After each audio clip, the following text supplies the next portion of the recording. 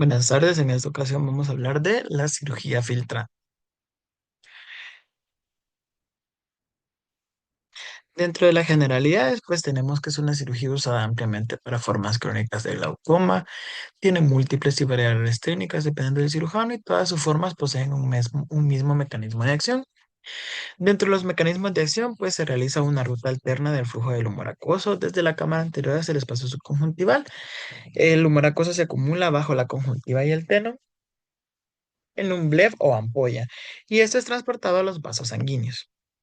Las indicaciones, pues pérdida progresiva del campo visual y daño glaucomatoso del nervio óptico, a pesar de terapia médica máxima, río incontrolable a pesar de terapia médica máxima y glaucoma pediátrico. También tenemos pacientes con glaucoma uveítico, que también se podría indicar, ¿verdad? De esa cirugía, tomando en cuenta que hay que dar tratamientos con esteroides de 48 a 24 horas prequirúrgico. Y si son pacientes que usan antiplaquetarios y anticoagulantes, pues también de 48 horas previo al procedimiento sería lo mínimo necesario. Y si se puede con más tiempo, pues también podríamos hacerlo preferiblemente. Dentro de la técnica básica de cirugía filtrante, pues primero empezamos con la anestesia, que se prefiere anestesia retrovulvar. Está dada con lidocaína y bupivacaína o también puede ser con anestesia general. En esos pacientes no se recomienda la anestesia perivulvar porque inflama mucho la conjuntiva. Y pues para esta cirugía preferimos tener una conjuntiva ahí. Los pasos, pues vamos a empezar tomando la presión intraocular con un tonómetro de shots. Vamos a realizar asepsia y antisepsia. Vamos a colocar campos estériles y colocación de blefarostato. Una vez hayamos puesto el blefarostato, vamos a colocar yodo povidona al 5% por un minuto y luego vamos a hacer un lavado abundante con solución salina balanceada. Podemos hacer una sutura de tracción. Esta puede ser en córnea superior a las 12 horas usando un bicril o seda 6 o 7 ceros. Si lo hacemos en córnea, pues en el estroma medio a 1 milímetro de limbo y con un ancho de 4 o 5 milímetros. También podemos captar el recto superior con una seda 4 ceros y eso sería de 10 a 15 milímetros de limbo. También podemos hacer un punto en córnea inferior, igual en el estroma medio a 1 milímetro del margen limbal con un ancho de 4 a 5 milímetros. Aquí tenemos ejemplos de cómo podemos hacer la captación. El colgajo conjuntival pues es un paso crítico en la cirugía filtrante ya que es la principal causa de fracaso de la ampolla. Hay que evitar el mínimo daño del tejido, manipular con pinzas sin dientes. Normalmente se tiene que hacer a las 12 horas para aprovechar el limbo más amplio en esa zona, pero puede hacerse en cualquier cuadrante superior. En cuadrantes inferiores hay más riesgo de endoftalmitis y por eso se evita. Luego vamos con la peritomía, que se puede hacer base limbo, una incisión en conjuntiva posterior a 8 milímetros y se diseca tenon hasta la visualización de la epiesclera. Si le hacemos base fornix, pues es eh, una peritomía limbal de 10 a 12 horas, tenectomía, cauterización de vasos epiesclerares y peinado de la esclera con bisturí. Y pues aquí hay unas imágenes de cómo debe de hacerse correctamente. El manejo de la cápsula de Tenon, pues es la principal fuente del crecimiento fibrovascular en el área del colgajo. Y pues hay controversia entre si eliminación total o parcial. Nosotros en nuestro hospital pues preferimos hacer una eliminación total porque esto también es una causa de fracaso en la cirugía. El espacio subtentoniano parece ser es el mejor lugar para mantener el líquido por su menor resistencia al flujo. Uso de agentes viscoelásticos, pues se demostró que una reducción de la cámara anterior plana en la que se inyecta viscoelástico a través de la paracentesis al comienzo de la cirugía. No se demostró una reducción de cámara anterior plana posterior a la cirugía al inyectar agentes viscoelásticos al finalizar la cirugía y presumiblemente evita hipotonía intraoperatoria y el riesgo de fusión coroidea y puede haber aumento del apio postoperatorio. Aunque recordemos que si dejamos viscoelástico en cámara anterior, pues ese se va a reabsorber por sí solo en 1 a 2 semanas. El flap escleral siendo uno de los pasos más importantes, ¿verdad? Porque este nos va a estar dando la resistencia al flujo del humor acuoso. Debe de ser triangular. Nosotros ocupamos las medidas de 4 por 4 por 4 milímetros. Se realiza con un bisturí número 15. El grosor del regazo debe ser al menos de la mitad de 2/3 del grosor de la esclera. Y la disección se lleva adelante mucho más allá de la línea gris y hacia corna clara si es posible. Así como vemos en la imagen, la única diferencia sería que nosotros ocupamos un flap triangular y este tiene como un final un poco cuadrado. La paracentesis pues tiene que hacerse una descompresión lenta con una aguja número 27 y una ampliación de la paracentesis con una aguja número 21. Hay que prevenir la hemorragia supracoroidea intraoperatoria. Para eso nos ayuda la descompresión lenta. Luego vamos a hablar de la esclerectomía y pues la esclerectomía se crea mediante la extirpación de un bloque de tejido en la unión córneo-escleral con el punzón de tejido con unas tijeras. Cada enfoque tiene sus defensores. Aquí nosotros ocupamos un micropunch y este debe colocarse a 90 grados. La iridectomía pues debe extenderse más allá de los bordes de la esclera. La iridectomía debe ser amplia en su base, pero no debe extenderse demasiado hacia adelante, porque eso puede resultar en diplopia monocular. Y se hace para evitar que el iris bloquee la esclerectomía. Se realiza con tijera de Vanas o mini Westcott. Y las complicaciones pueden ser inflamación, ifema e iridodiálisis. El cierre del flap escleral debe realizarse con un nylon 10 ceros en el vértice, con una sutura interrumpida. Aquí en la imagen podemos ver que tenemos 5 puntos de sutura, pero nosotros en realidad preferimos colocar solo un punto de sutura en el vértice, porque si nosotros colocamos tantos puntos de sutura, como vemos en esta imagen, se pierde el objetivo de la cirugía filtrante, que es que salga humor acuoso, ¿verdad?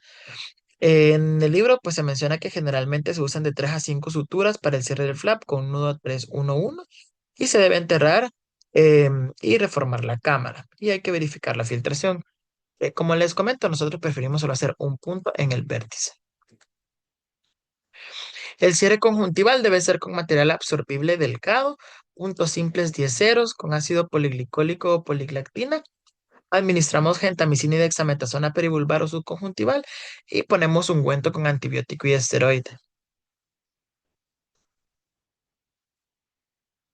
En el tratamiento posoperatorio, pues se indican midriáticos y cicloplégicos durante las primeras 2 a 3 semanas para mantener la profundidad de la cámara anterior en pacientes fáquicos o con hipotonía posoperatoria. Antibiótico tópico de 3 a 10 días y corticosteroides tópicos de 4 a 6 semanas. Nosotros en nuestro hospital preferimos dejar corticosteroides más antibiótico de 4 a 6 semanas, vitamina C para evitar el desprendimiento coroideo, porque este nos va a aumentar la producción de humor acuoso, y también se indican abundantes líquidos PO. Hay bastantes variaciones en la técnica, como variaciones en el flap escleral. Algunos pacientes prefieren colgajos triangulares, otros semicirculares y otros trapezoides, pero se ha visto que este no hace ninguna diferencia, ¿verdad? En la forma. Las variaciones también en la creación de la fístula, pues disección del tejido posterior al cuerpo ciliar, separándolo de las estructuras subyacentes y cortándolo en el extremo, ¿verdad?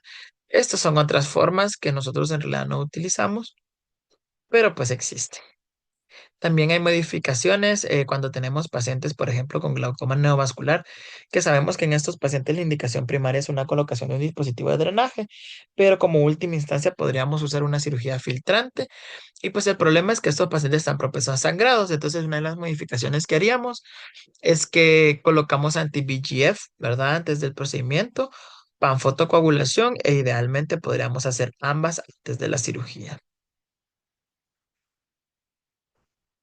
Cuando tenemos pacientes a los que se les ha realizado una intervención quirúrgica previa, pues se realiza un colgajo conjuntival base Fornix, ya que las cirugías intraoculares previas, la conjuntiva puede quedar fuertemente cicatrizada a la episclera cercana al limbo.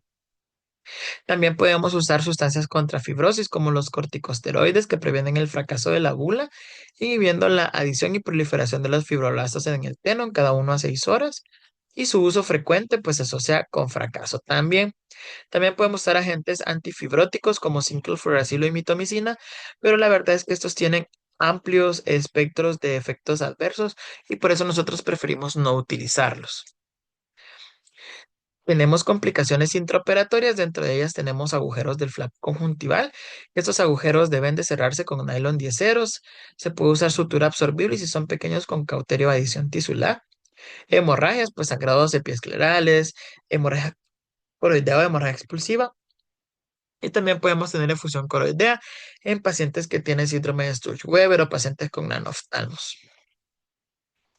También puede existir flujo excesivo, que pues la técnica que nosotros proponemos garantiza que esto no suceda, pero si llega a suceder en el periodo postoperatorio temprano, podemos disminuir esteroides, podemos poner un parche ocular firme o un lente de contacto terapéutico y si no resuelve, pues podemos quirúrgicamente reformar la cámara anterior con viscoelástico y podemos agregar puntos de sutura en el flap. Si nosotros tenemos pacientes con desprendimiento de coroides, pues estos ojos van a tener hipotonía, ¿verdad? Y entonces esto va a hacer que acumulen líquido supracoroideo y a eso se le suma inflamación y congestión venosa y pues va a haber el desprendimiento de coroides. La mayoría resuelve de manera espontánea cuando la pío se eleva entre 7 y 9 milímetros de mercurio y se asocia con cámara anterior plana, persistente y se debe drenar quirúrgicamente. A estos pacientes inicialmente se les deja midriáticos, esteroides tópicos y tomados, aparte de abundantes líquidos, y si no resuelven, pues ahí se considera el abordaje quirúrgico. También podemos tener hipotonía con cámara anterior profunda. Inicialmente no se considera una complicación, pero si está persistente en el tiempo puede producir una maculopatía por hipotonía y se sugiere un abordaje quirúrgico para su corrección. Si tenemos una presión intraocular alta con una cámara anterior plana, puede ser por tres mecanismos.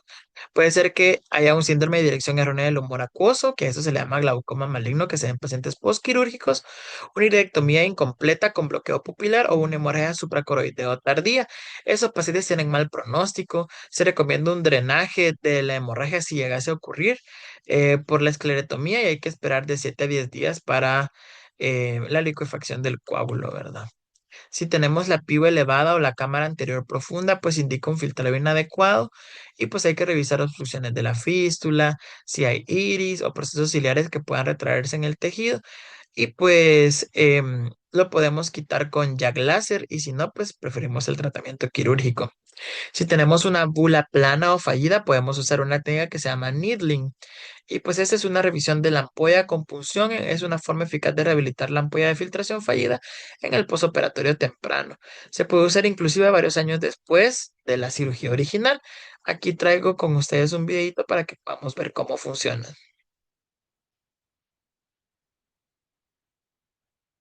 Entonces, como podemos ver, es una inyección de 0,5 cc de lidocaína más 0. En este caso ellos ocupan mitomicina y crean una especie de como de levantamiento donde debería estar la bula.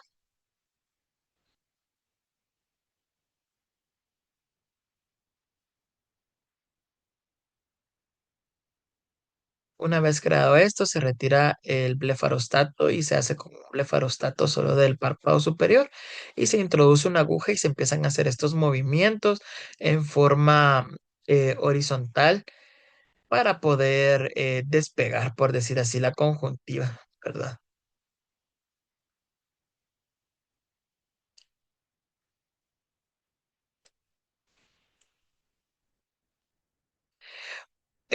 Otras complicaciones pues, quirúrgicas tempranas, pues podemos tener pacientes con uveitis, con ifema, con DELEN, pérdida de la visión central o retinopatía por descompresión ocular. También tenemos complicaciones tardías. En los pacientes que tienen complicaciones tardías, pues podemos tener un fracaso tardío del filtrado, ya sea por cierre de la fístula. En estos pacientes debe hacerse una intervención quirúrgica para que vuelvan a ser funcionales, porque usualmente no van a responder a la terapia farmacológica. También podemos tener una bula filtrante con fuga, ya puede ser por una bula rota por adelgazamiento.